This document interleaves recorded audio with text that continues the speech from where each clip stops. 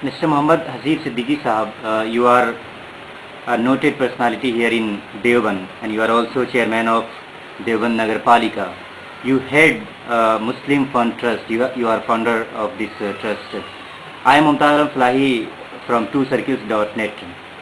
मैं ये जानना चाहूँगा कि इस देवबंद शहर में जो मुस्लिम कम्युनिटी रह रही है, what are the major issues, major problems of this community? देखिए, मेजर प्रॉब्लम जो है वो दो हैं. एक तो इक़्तिसादी बदहाली और तालीमी पसमानदगी. ये दो इश्यूज़ ऐसे हैं मुसलमानों के कि इस पे जितना भी काम किया जाए कम है. हमने अब तक जितना भी काम किया है वो पॉलिटिकल फील्ड में किया है. अगर हमारे कुछ लोग इस तरह के तैयार हो जाते कि वो इन दो इश्यूज़ के ऊपर पूरे हिंदुस्तान के, पूरे मुल्क के अंदर अपनी एक जद्दोजहद का आगाज़ करते, जिसमें जैसे हामिद साहब ने आगाज़ किया और तालीमी कारवां निकाला, तो इस तरह के इश्यूज़ पर हमें काम करने की ज़रूरत है. हमारा मसला सियासत से इतना जुड़ा हुआ नहीं है जितना कि जुड़ा हुआ हमारी इक़्तिसादी बदहाली से और तालीमी पसमानदगी से.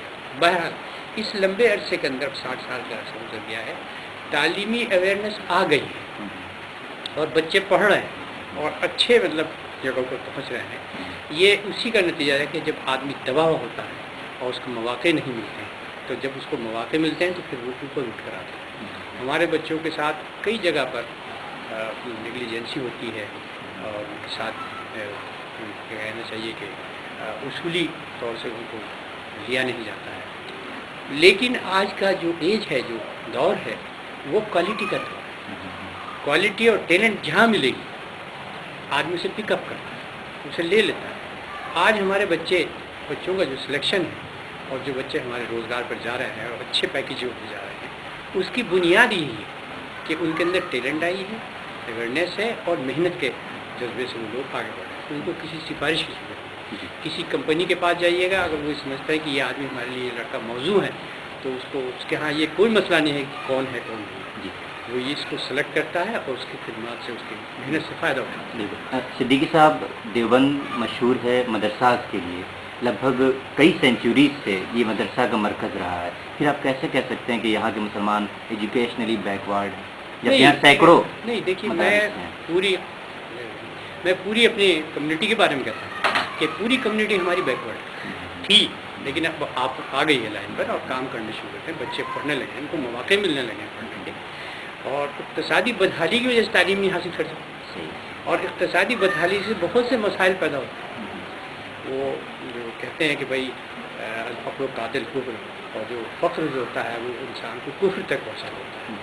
तो इस तरीके से हमारे अंदर जो बैकवर्डनेस और तालीमी पसमानदगी और जनाब इक़्तिसादी बदहाली रही, अब हमारे जो नौजवान लड़के हैं वो कारोबार में आ गए और बिज़नेस कर रहे हैं. नौकरियाँ तो हमारे लिए नहीं है और नौकरी किसी और के लिए भी नहीं है. तो मैं कहता हूँ भाई सबके लिए है और हमारे लिए नहीं है, ऐसा नहीं है. बल्कि अब एक जो रास्ता हमारे लिए खुला है बिज़नेस का, और लोग उस पर आ गए हैं और बड़ी मेहनत से बिज़नेस कर रहे हैं. और मुसलमानों में अच्छे ताजिर पेशा लोग हैं और ईमानदारी से अपने काम कर रहे हैं और इससे फ़ायदा पहुँच रहा है. बिल्कुल. आप इस शहर के रहने वाले हैं, यहाँ दशकों से आप रह रहे हैं. सहारनपुर का ये एक कस्बा है या फिर एक ब्लॉक है देवबंद. कुछ मुझे आप डेटा को सामने रख कर बताएं कि यहाँ मुस्लिम आबादी क्या है और उनकी तालीमी सूरत हाल क्या है. देखिए, ऐसा है कि देवबंद जो पहचाना जाता है वो दीनी तालीम की वजह से पहचाना जाता है. दीनी तालीम में क्योंकि सबसे बड़ा मरकज़ है, और इसको आप ये कहिए कि देवबंद की जो तालीम है वो तहरीक है, एक मूवमेंट है. और वो मूवमेंट ये है कि पूरे हिंदुस्तान के अंदर हमारे उलमा ने इस बात की कोशिश की कि दीनी तालीम का जाल बिछा, और उसी का नतीजा है कि हर 50 किलोमीटर पर, 20 किलोमीटर पर, 100 किलोमीटर पर आपको एक मदरसा दिखाई देता. और उसी की वजह से मुसलमानों के अंदर दीनी बेदारी है और दीनी तजस्सुस है और दीन की तरफ माइल है. लेकिन इसके साथ साथ देवबंद ने बहुत से उमूर अंजाम दिए हैं. देवबंद आज़ादी का एक मरकज़ रहा है, यहाँ से सबसे पहले आज़ादी की आवाज़ बुलंद हुई. हिंदुस्तान के जो गैर मुस्लिम बिरादर हैं वो जुज़वी आज़ादी चाहते थे, लेकिन देवबंद के उलमा ने ये कहा कि हमें मुकम्मल आज़ादी चाहिए, हिंदुस्तान से अंग्रेज़ों को बाहर करना चाहिए. चुनांचे इसी फ़िक्र के साथ गांधी जी को साथ दिया और दूसरे लोगों को साथ लेकर ये मूवमेंट आगे बढ़ा. चुनांचे आप खिलाफत के लोगों को देखिएगा, उन्होंने सबसे पहले महात्मा गांधी को महात्मा गांधी का खिताब दिया और खिलाफत फंड से ان کو پورے ہندوستان کا دورہ کرایا اور یہ میسج دیا کہ ہم پوری آزادی چاہتے ہیں، اور اسی طریقے سے انہوں نے ہندوستان کے اندر جو آزادی کا ہتھیار استعمال کیا جس کو اہنسا کہتے ہیں، اس کے راستے سے ہم نے انگریزوں کو نکالنے کی کوشش کی۔ اتنا کچھ تو خون نہیں بہا، صرف ہم دھرنے دیتے تھے، بھوک ہڑتال کرتے تھے مہاتما گاندھی جی اور ہمارے بڑے لوگ جو ہے ودیشی سامانوں کا بائیکاٹ کرتے تھے۔ کچھ ایسا ذہنوں کو بدلنے کی کوشش کی کہ ہندوستان کا ایک ایک آدمی انگریزوں سے نفرت کرنے لگا۔ یہی ہمارا مقصد بھی تھا کہ ہندوستان کو اگر ترقی کرنی ہے اور اس کو آگے بڑھانا ہے تو ہندوستان سے انگریزوں کو یہاں سے باہر کرنا۔ صدیقی صاحب آپ نے صحیح کہا، اور یہ سچ بھی ہے کہ دیوبند مدرسہ کے لیے جانا جاتا ہے، خاص طور پر دارالعلوم دیوبند سے مشہور ہے، پوری دنیا میں مشہور ہے یہ۔ مدارس میں سینکڑوں ہزاروں بچے پورے ہندوستان سے آ کر یہاں پڑھ رہے ہیں، ان کی تعلیم ہو رہی ہے، لیکن آپ نے پچھلے کچھ سالوں میں ایک نئی تحریک شروع کی ہے کہ مدارس کی تعلیم کے ساتھ ساتھ ماڈرن ایجوکیشن، ٹیکنیکل ایجوکیشن بھی یہاں کے جو لوکل مسلم نوجوان ہیں ان کو دیا جائے۔ اس کے بارے میں آپ نے کچھ انسٹیٹیوٹ بھی آپ نے قائم کیے ہیں، کچھ بتائیے اس کے بارے میں۔ ایسا ہے کہ دیکھیے دینی تعلیم کے سلسلے میں ہمارے جو علماء ہیں ان کا یہ ویوز ہے کہ بھئی ہم صرف دینی تعلیم دیں گے، اس کو دنیاوی تعلیم سے مکس نہیں کرنا چاہیے، تاکہ یکسو ہو کر آدمی دینی تعلیم حاصل کرے اور اسی کو اپنا مقصد زندگی بنا کر مسلمانوں کی اصلاح کرے۔ ہندوستان میں جو تعلیم، دینی تعلیم کا نیٹ ورک ہے وہ کسی کمیونٹی کے پاس نہیں ہے، سکھ ہو، ہندو ہو، عیسائی ہو، کسی کے پاس نہیں۔ آج بھی مسلمان بے حیثیت ہے اور اقتصادی طور سے بدحال ہے، لیکن کروڑوں روپے کا بجٹ دینی مدارس پر خرچ کرتا ہے اور دین کے احیاء کے لیے قربانی دیتا ہے، اور دینی تعلیم کی فکر ہے ہندوستان کے علماء کو، اور یہی وجہ کہ آج جو دین کی شکل آپ کے سامنے نظر آتی ہے یہ انہی علماء کی دین ہے جنہوں نے مدرسے کو بڑھاوا دیا اور مدرسے کھولے اور تعلیم کا۔ آپ کی جو کوششیں ہیں موجودہ ٹیکنیکل ایجوکیشن کے لیے، اس کے بارے میں؟ اس میں ایسا ہے، دیکھیے میں ہمیشہ ایک بات کہا کرتا ہوں کہ بھائی آدمی کو مچھلی مت کھلاؤ، کتنے دن کھلاؤ گے، اسے مچھلی پکڑنا چاہیے تاکہ وہ اپنا بھی پیٹ بھرے اور دوسروں کا پیٹ بھرے۔ اس لیے ہمارے پاس نہ تو پیسہ ہے نہ اتنا ٹائم ہے کہ ہم بی اے اور ایم اے کریں۔ بی اے ایم اے کرنے کے بعد وہی بچے کامیاب ہوتے ہیں جو فرسٹ ڈویژن فرسٹ پوزیشن لاتے ہیں، سیکنڈ ڈویژن تھرڈ ڈویژن کی کوئی ویلیو اس وقت ہندوستان میں نہیں ہے۔ اس لیے ہمیں شارٹ کٹ راستہ استعمال کرنا کی ضرورت ہے۔ ہم نے ٹیکنیکل ایجوکیشن کا دیوبند میں ایک سینٹر بنایا اور آئی ٹی آئی کے نام سے بنایا، گورنمنٹ سے اس کو ریکگنائز کرایا۔ ہم یہاں کوالٹی مینٹین کرتے ہیں، کوانٹٹی مینٹین نہیں کرتے۔ چنانچہ اسی کی وجہ سے یہ آج ہمارے ہاں باہر سے جو فیکٹریز ہیں، یہاں پر ہریانہ سمجھیے، پنجاب سے سمجھیے اور دلی سے سمجھیے، اور یہاں تک کہ باہر کی کمپنی بھی انٹرویوز کے لیے ہمارے پاس سلیکشن کے لیے یہیں خود آتی ہے اور ہمارے بچوں کا سلیکشن کرتی ہیں اور اپائنٹمنٹ لیٹر دے کر جاتی ہیں۔ ہم بچوں کی ساری فہرست رکھتے ہیں اور کہاں کہاں ہمارے بچے ہیں، کس وقت کیا کام کر رہے ہیں۔ اگر اس طرح کی کوئی انفارمیشن آتی ہے تو ہم ان کی بلا لیتے ہیں اور انوائٹ کرتے ہیں۔ تو آج ہمارے بچے گلف میں ہیں اور اچھی فیکٹریز کے اندر لگے ہوئے ہیں۔ تو اس کی وجہ کیا ہے کہ ہمارے بچے جب بھی جاتے ہیں کہیں سلیکشن کے لیے تو ہم اس کو کہتے ہیں کہ بھائی ان کی سرٹیفکیٹ مت دیکھیں، ان کو کام پہ کھڑا کیجیے اور دیکھیں یہ کتنا کام جانتے ہیں۔ تو اکثر لوگوں نے ہمیں یہ میسج دیا اور کہا کہ بھائی ہمیں آپ کے یہاں کے نکلے بچوں کے لیے سفارش نہیں کرنی پڑتی کہ بھائی اس کو رکھ لو، اس کو رکھ لو، وہ ان کی ضرورت بن جاتی ہے۔ کس ٹریڈ میں آپ یہاں دیکھیے یہاں پر ہم نے، کیونکہ ہمارے پاس جگہ تھوڑی ہے، سچویٹ ہو گیا ہے، ہم یہاں پر الیکٹرانکس، الیکٹریشین اور فٹر ٹریڈ کی ٹریننگ دے رہے ہیں۔ 3 ٹریڈ ہمارے پاس۔ کب بنیاد رکھی تھی آپ نے آئی ٹی آئی؟ یہ 1991 میں، 91۔ اب تک کتنے بچے نکل چکے ہیں آپ سے؟ تقریباً یہاں سے ہمارے پاس 2000 کے قریب بچے نکل چکے ہیں اس عرصے سے۔ تو اس کی وجہ یہ بھی ہے کہ ہمارے پاس وہ جو سیٹیں ہوتی ہیں لمیٹیڈ ہوتی ہیں، 18-19 بچے زیادہ ایک ٹریڈ میں رکھ نہیں سکتے، اور رکھیں گے تو اس کے لیے اسپیس چاہیے اور دوسری کٹس وغیرہ چاہیے اور انسٹرومنٹ چاہیے، اس لیے ہم چھوٹا کام کرتے ہیں۔ ہم اس سلسلے میں بچوں کو جب داخلہ کرتے ہیں تو ان کے گارجین کو بلاتے ہیں، ان سے انٹرویو کرتے ہیں، ان سے یہ کہتے ہیں کہ بھائی غیر حاضر نہیں ہونے دیں گے، آپ کے بچے کے ساتھ سختی ہوگی تو آپ کو برداشت کرنا پڑے گا۔ ہم ان کو یہاں کچھ بنانے کے لیے بلا رہے ہیں، تو ہم انہی بچوں کا سلیکشن کرتے ہیں جن کے اندر کچھ جذبہ ہوتا ہے کام کرنے کا، سیکھنے کا۔ اور میرے جو اسٹاف ٹیچرس ہیں میں ان سے یہ کہتا ہوں کہ بھائی آپ اپنی محنت سے اور بچوں کے اندر کوالٹی پیدا کریں، تو جب کوالٹی بچے کے اندر آتی ہے تو خود وہ خود جگہ بنا لیتا ہے۔ تو آپ کے یہاں جو اس آئی ٹی آئی میں بچے پڑھ رہے ہیں کیا یہی دارالعلوم دیوبند کے فارغین نہیں ہیں یا نہیں پھر ایسا ہے کہ تو پورے ہندوستان سے کچھ بچے آتے ہیں، بہار سے ہمارے پاس ہاسٹل ہے وہ رہتے ہیں، اور آس پاس کے علاقوں میں کیونکہ کوالیفیکیشن ہائی اسکول ہے. اب دارالعلوم کے جو طلبہ ہیں وہ ہائی اسکول کی ڈیفینیشن میں نہیں آتے، اس لیے وہ بچے نہیں آتے، لیکن ان کے لیے ہم نے کمپیوٹر سیکشن کھول رکھا ہے. ڈی ٹی پی کا کورس ہم بہت عمدہ طریقے سے کراتے ہیں. اس کی وجہ یہ کیا ہے کہ ڈی ٹی پی کورس کے لیے اردو جاننا مسٹ ہے، ضروری ہے، اور وہ اردو نوئنگ جو بچے ہوتے ہیں وہ ہمیں دارالعلوم سے ملتے ہیں، جو پرشین بھی پڑھ کے آتے ہیں، عربی پڑھتے ہیں، ان کا پرناؤنسیشن اچھا ہوتا ہے، املا اچھا ہوتا ہے، ان کے اندر پڑھنے کی کیپیسٹی جتنے میگزین نکلتے ہیں اردو کے، حتیٰ کہ آپ کا راشٹری سہارا ہے اس میں بھی دیوبند کے اور ہمارا پڑھے ہوئے ٹریننگ پائے ہوئے بچے لگے ہوئے ڈی ٹی پی کورس کے. صدیقی صاحب اب تک دیوبند فتویٰ کے لیے مشہور ہے، جانا جاتا ہے پوری دنیا میں. فتویٰ کا جب نام آتا ہے تو فوراً آٹومیٹکلی ذہن میں دیوبند آ جاتا ہے. تو کیا ہم مانیں کہ حسیب صاحب کی نگرانی میں، ان کی سرپرستی میں دیوبند کچھ اور چیزوں کے لیے اب جانا جائے گا، جیسے ٹیلنٹڈ مسلم یوتھ کے لیے اور اسلامک فائنانشیل ڈیولپمنٹ اور بینکنگ کے لیے بھی جانا ہے، جس پر آپ کوشش کر رہے ہیں؟ دیکھیے میں نے 1961 میں یہ ادارہ قائم کیا اور اس کا پہلے سے کوئی کنسیپٹ مسلم فنڈ ٹرسٹ. مسلم فنڈ ٹرسٹ اس کا کوئی کنسیپٹ ہمارے پاس نہیں تھا پہلے سے، نہ کوئی لائن آف ایکشن تھی.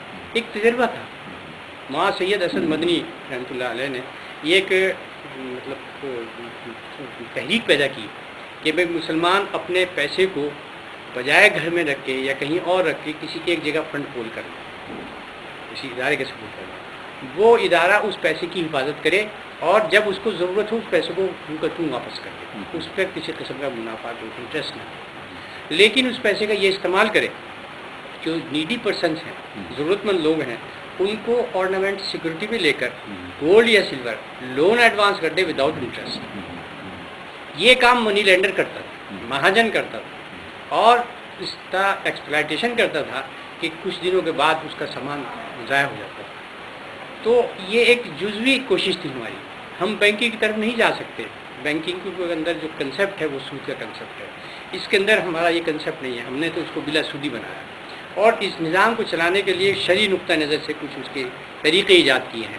مثلاً کچھ فارم ہوتے ہیں، ان کو سیل کیا جاتا ہے جو مختلف رنگ نوعیت حیثیت کے طرح سے جدا ہوتے ہیں. رقم کے ساتھ ساتھ ان کی قیمت گھٹتی بڑھتی رہتی ہے کہ بھائی اگر اتنے 10,000 روپئے لے لیں تو اتنے کا آپ کو فارم خریدنا پڑے گا. تو وہ سروس چارج کی کہہ لیجیے، اس کو کاسٹ آف ایڈمنسٹریشن کہہ لیجیے گا. شرعی نقطہ نظر سے اس کا جواب کا خطرہ ہمارے پاس ہے. تو اس طریقے سے مسلمانوں نے اپنے اس جذبے کے ساتھ کہ مسلمانوں کی مدد ہوگی ہمارے اس پیسے سے، ہمارے گھر میں رکھا ہوا یہ پیسہ کچھ کام نہیں آ رہا ہے، ہم نے اس پیسے کو جو نکالا ہے ان لوگوں سے نکالا ہے کہ جو گھروں میں گڑھے میں رکھتے تھے، تکیوں میں رکھتے تھے، اور ایسے مختلف انداز سے جو بینک نہ جاتے تھے نہ جا سکتے تھے.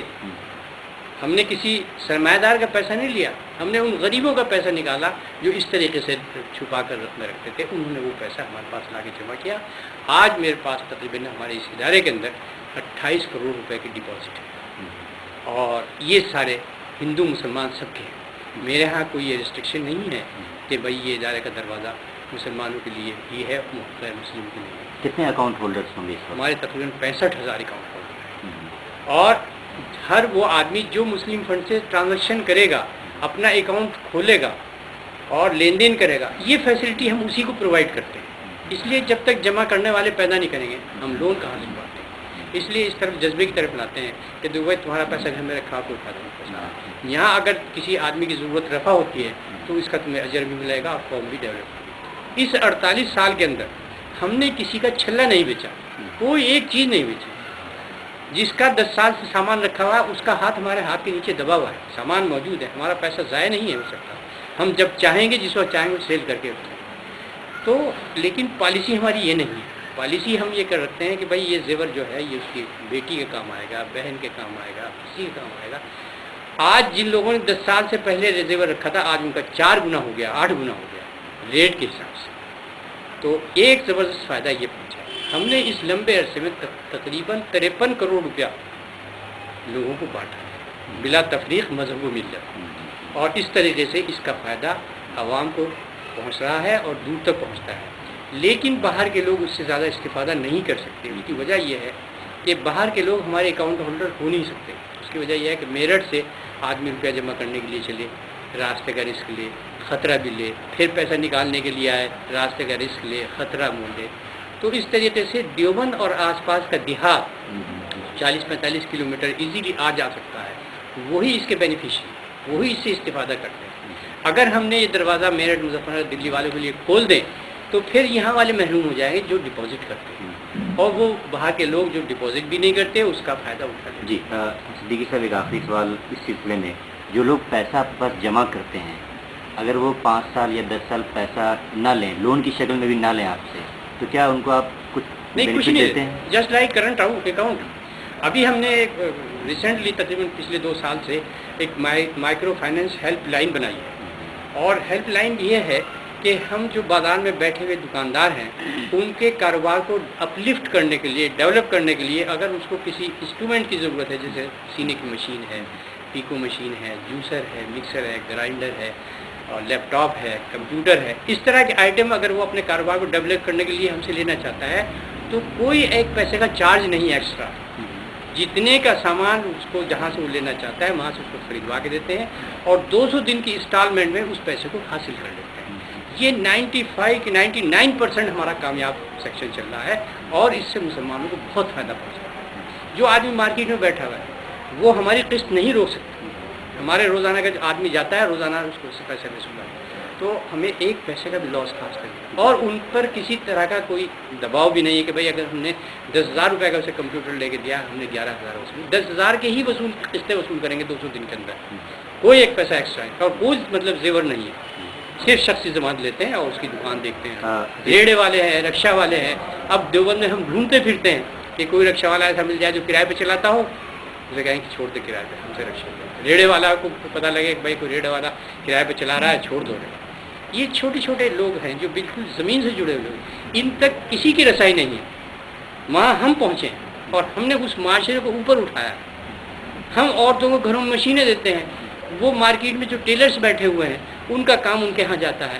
وہ جناب 4 بچیاں محلے کی اکٹھی کر لیتی ہیں، 4 مشینیں ہم سے لگوا لیتی ہیں، اور دن بھر کام کرتے ہیں، کم سے کم 60-70 روپے روزگار پیدا کرتے ہیں. اس طریقے سے ہم سوچتے ہیں اور اس کو آگے بڑھاتے ہیں. حسیب صدیقی صاحب، کیا کوئی فیوچر پلان ہے مسلم فنڈ ٹرسٹ کو ایکسپینڈ کرنے کا، اس کو آگے بڑھانے کا؟ دیکھیے، ایسا ہے کہ ہمارے سامنے کچھ مجبوریاں ہیں. ہم یہ چاہتے ہیں کہ گورنمنٹ ہمیں مستثنا کرے.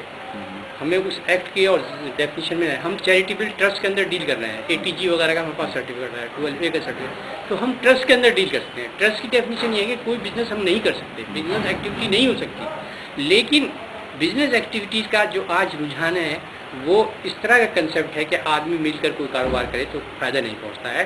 انڈیویجول کیپیسٹی میں آدمی اگر کوئی محنت کرتا ہے تو وہ اس کو ڈیولپ کر لیتا ہے. تو اس طریقے سے ہم 1-1 لاکھ روپیہ، 1.5 لاکھ روپیہ لوگوں کو زیورت کر دیتے ہیں، اور وہ اپنے کاروبار کو ڈیولپ کرتے ہیں. کوئی سال بھر کے لیے پیمنٹ کر رہا ہے، کوئی 6 مہینے میں دے رہا ہے، کوئی 1.5 سال میں دے رہا ہے. ہم اس سے خود ہی پوچھتے ہیں بتاؤ اس پیسے کو کب واپس کرو گے، تو وہ ایزیلی خود ہی کہتا ہے جی میں اتنے دنوں میں واپس کر دوں. کیا کوئی ایسا پلان ہے کہ جو پیسے آپ کے پاس لوگ دے رہے ہیں ان کو آپ شریعہ کمپلائنٹ جو شیئرس ہیں، اسٹاکس ہیں، اس میں انویسٹ کریں تاکہ ان کو بینیفٹ بھی ملے؟ دیکھیے، ایسا ہے کہ جو پیسہ ہمارے پاس ہے وہ لوگوں کا ڈپازٹ ہے، امانت ہے. امانت کو ہم کسی ایسے کام میں نہیں لگا سکتے کہ جس میں نقصان اور نفع کا سودا ہو سکتا ہو. اسلامی شریعہ یہ کہتی ہے کہ کاروبار وہ کاروبار ہے جس میں اندر نفع میں شریک ہو انسان اور نقصان میں بھی شریک. اسلام کا جو کنسیپٹ ہے اور سودی جو کنسیپٹ ہے اس میں صرف یہی فرق ہے. کوئی لمبی چوڑی بحث کی ضرورت نہیں کہ اسلام یہ کہتا ہے کہ پہلے کاروبار کرو اور اس کے بعد نفع تقسیم کر دو. اور جو مغربی نظام ہے معاشی وہ یہ کہتا ہے کہ پہلے انٹرسٹ، پہلے نفع طے کرو اس کے بعد کاروبار کرو. تو اس میں ایکسپلائٹیشن ہے، استحصال ہے. اس لیے شریعت اس کی اجازت نہیں دیتی ہے. شریعت اس کی اجازت دیتی ہے کہ کاروبار کرنے کے بعد آپ جو بھی نفع نقصان ہو پرسنٹیج کے حساب سے خرچہ نکالنے کے بعد آپ تقسیم کر لیجیے آپس میں. یہ کنسیپٹ ہندوستان قبول کرنے کے لیے تیار نہیں. آج بھی منموہن سنگھ یہ چاہتے ہیں کہ ہندوستان کے اندر جو عرب ممالک کا پیسہ ہے وہ آئے، وہ لگے اور کاروبار ہو. لیکن یہاں کی جو بیوروکریسی ہے وہ بالکل صاف منع کر رہی ہے کہ ہندوستان میں بلا سودی نظام برپا ہو ہی نہیں سکتا. بہت بہت شکریہ صاحب.